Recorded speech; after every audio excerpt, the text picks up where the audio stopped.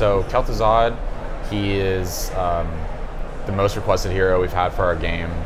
He's been this huge story up until now. He's the original Lich from Warcraft 3. He brought the Scourge and the Plague to Lordaeron in Warcraft 3, World of Warcraft. He was a raid boss.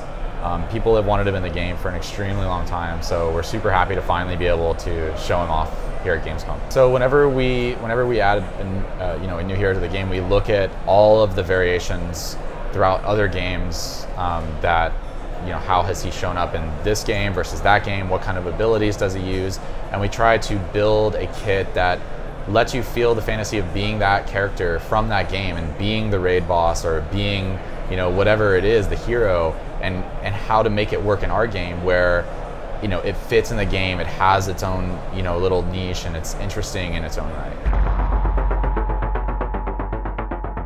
So in Heroes, he's a ranged assassin. His trait is a baseline quest. So he's the first new hero that we've added with a baseline quest. We've done some reworks with that added quest, but this is the first new hero with the baseline quest. He starts the game off as kind of this crowd control manipulator who sets up combos for himself and his team, and once he unlocks his quest, which is his trait, he gains a massive spike in burst damage. So he kind of starts off as this crowd control character and advances into a burst damage assassin. And so one of the more interesting abilities that he has in order to do this is an ability called Chains of Kel'Thuzad. So this is kind of, Liches have these chains that float around them, and he uses these chains in Heroes to attach heroes to other heroes and pull them together, or attach a hero to a structure and pull it to the structure. So the way it works is it's this we call it a double skill shot. He releases these chains forward.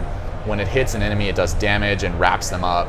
And now he has to fire an additional chain from that enemy. So normally when you're aiming an ability, it's coming off of you, but now you have the second one that's coming off of an enemy, and they're moving around randomly. And so you fire it, and once you hit another enemy, it pulls them together and allows you to set up some pretty epic combos. He has another ability, which is the classic Lich ability from Warcraft 3 called Frost Nova. And so what this does is it's an area targeted ability on the ground, and if a hero is in the center of it, they become rooted. So the idea is you pull two heroes together and you already have this Frost Nova setting up right where they land, and right when they land they become rooted, which allows you to follow up with some pretty nasty damage. And so once you unlock his trait quest, his damage becomes outrageous and he can start to perform some really crazy combos. So funnily enough, one of his best partners is Arthas, which is super interesting because of he's basically Arthas's right-hand man. So Arthas, Kel'Thuzad is weak to kind of these dive heroes who want to jump in on him. All of his abilities are delayed, so he doesn't have a way of getting a hero like Genji or Illidan off of him. But Arthas is really good at getting Genji and Illidan off of characters because he has the AoE slow around himself. He has the Howling Blast root, so he can follow up on Kel'Thuzad's combos with a root, or Kel'Thuzad can follow up on Arthas's roots with his own combos. So they go super well together. They're both frozen, damage and things like that. So it's a pretty awesome combo. It was basically just something we discovered once we put him in the game. We thought, here's a cool kit for Kel'Thuzad. We started playing it and we're like, what would go well with this? And we're like, well, other heroes who can root. Well, who else can root? Well, Arthas can root. And we're like, oh. So we start, and it's perfect because Arthas just, helps keep those dive heroes off of Kel'Thuzad. So in this update, we're also we're adding a bunch of new skins to the game. So these are kind of Kel'Thuzad's minions. He's been in the Nexus this whole time, it turns out, plotting and planning and converting heroes to his side. And so they're coming in the form of the Crypt Queen Zagara, the Death Knight Sonya, and then the fan favorite Dreadlord Jaina, which is kind of this long-awaited, funny skin thing. We also are adding a bunch of sprays, emotes and things like that, and all of that is coming as a part of a new event that we're running called the Call of Kel'Thuzad. And so in this event, there, you complete quests and you can unlock, new special portraits, special sprays, and then ultimately you can unlock the special banner, which is my favorite banner in the game right now, which is the Naxxramas banner. And it's this cool necropolis that's got the goo and ooze coming off of it. It's super cool. So it's just, right now it's just an event where, we're adding this content to the game. It's kind of to support that, and then it's a little, in order to complete the quests, you play a game with Kel'Thuzad on either team, and then you get takedowns. So it's kind of like bringing, the scourge and the death to the game, and getting takedowns to unlock those rewards.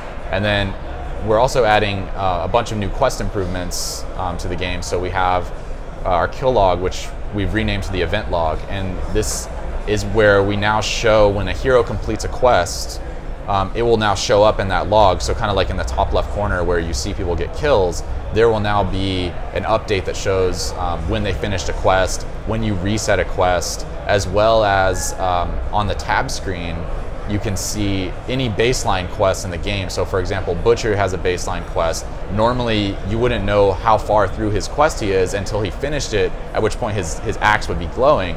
Now you can actually keep track of that progress through the tab screen. And then in addition to that, we have a bunch of reworks coming. We have 4 reworks for Leoric, Lieutenant Morales, Jaina, and Chromie. So it's hitting PTR next week, and then it will come out the following week. Yeah, it's one of those things that we're always kind of iterating on the game, taking feedback from the community, and also learning from ourselves as we play the game. So we do this regularly with hero reworks, where we'll have released a hero, and then over time, maybe that hero is not kind of fitting the place where we want them to, and so we'll actually kind of rethink what they bring to the game. We've done this also with Battlegrounds, with Haunted Mines as an example. So Hanamura is another example of that, where ultimately we tried a lot of new things for Heroes of the Storm. Some of those things worked out, and some of them not so much. And we got a lot of great feedback from the community. We ourselves, just from playing internally, we felt a lot of the same things. So we're gonna go back, look at what in that Battleground we like. There's some things that we thought, okay, these worked out cool. And then there's some areas that didn't work out so well. I think it's going to take a little bit of time for us to kind of really analyze that and kind of boil it down to what are the specifics that we want to change about the Battleground. But at some point in the future, and we don't have a specific deadline right now, we're actually going to take our time and figure out what are the right things we want to fix on it. We will bring the Battleground back, and we think it'll be significantly better as a result. Like I said, we're going to have to dive into the specifics of what areas we want to change. I can just call out a couple things right now. I think one of the areas that players maybe would get either frustrated or confused by is that there could be many things that you could do at any given moment. Normally in a lot of our other Battlegrounds, we may have this cadence where it's like, go do the map objective, go back to lanes, go do the map objective.